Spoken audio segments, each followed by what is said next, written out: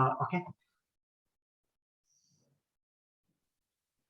Welcome to another episode of Phillip Trading Podcast. My name is William, and our speaker today is Liao, which is our marketing and dealing executive for Phillip Futures.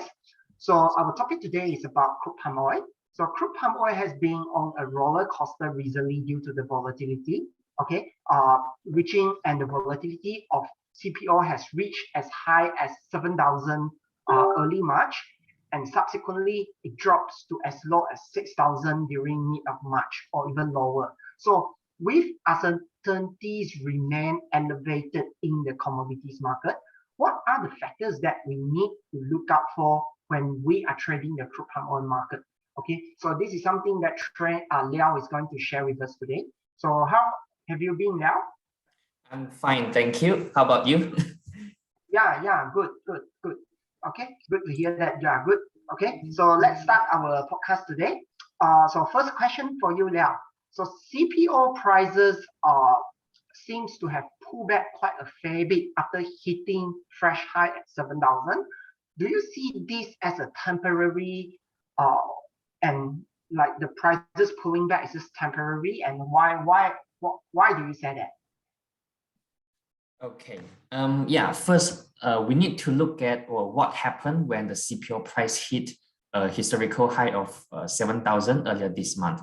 It was because due to the surprise decision made by the Indonesian government, who increased the domestic market obligation to 30% from the initial 20% announced in January this year. So the domestic market obligation, or the DMO, we call it, is the policy to limit the export of CPO from Indonesia.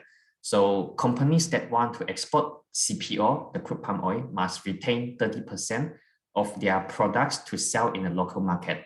So that means there might be a further reduction of 10% of CPO supply into the already tight edible markets.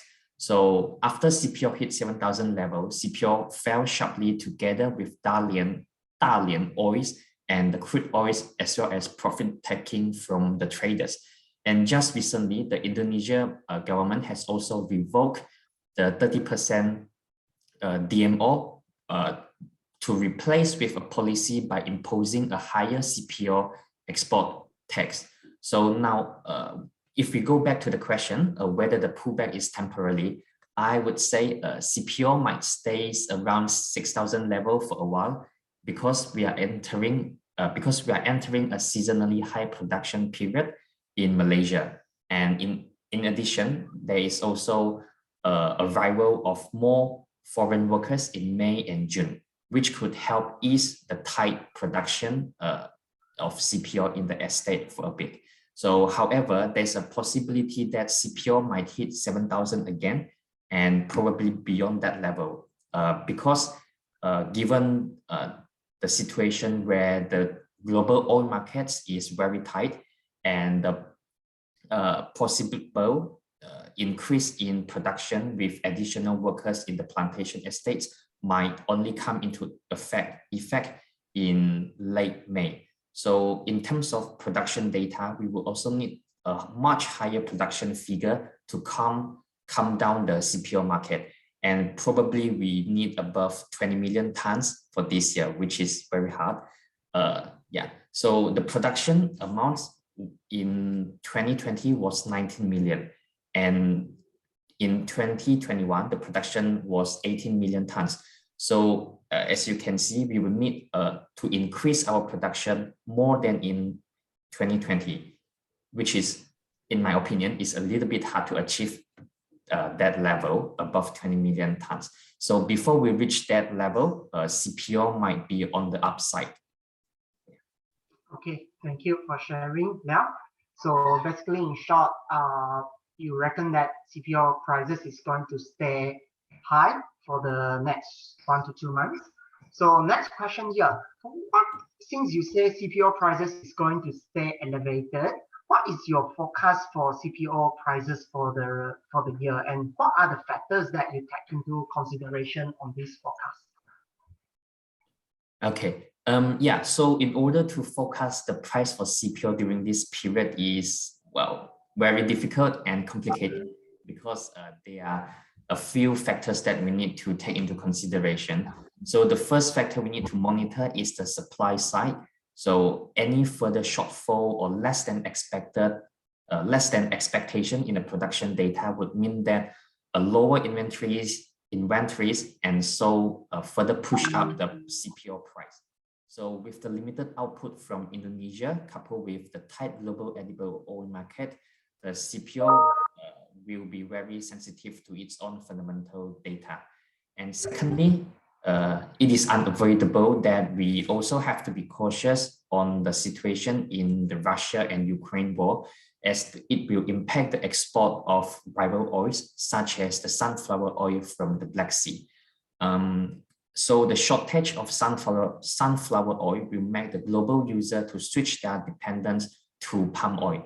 And so it will cause a further rise in the demand for CPO. Speaking of rival oils, the dry hot weather in South America will also have negative impact to the supply of soybean in Brazil. And in turn, it will increase the soybean oil price.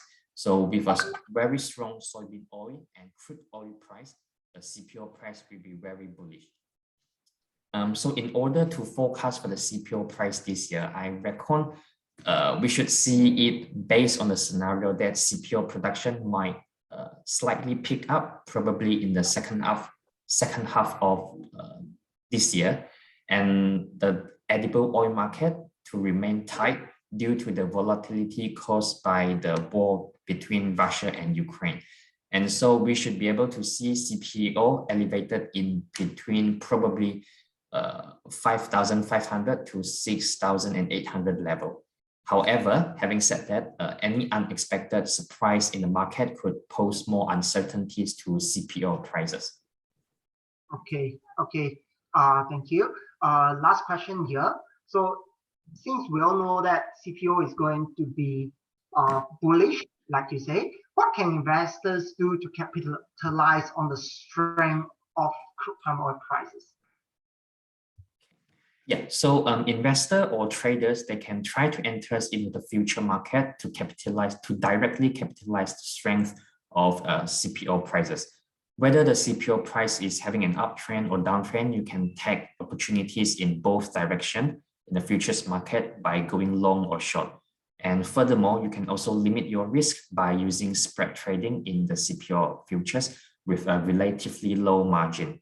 So if you wish to know more on the CPO markets or the futures product, you are most welcome to contact Phillip Futures, and our representative will be more than happy to assist you. Okay, thank you. So thank you for your sharing today, Liao. So once again, if you are interested to find out how to trade the palm oil market or how to participate in the palm oil futures market, feel free to drop us a message on Facebook, and our representative would contact you as soon as possible. Okay, and thank you, and probably I will see you next time now. Okay, see you, William. See you next round. Thank you. Bye-bye.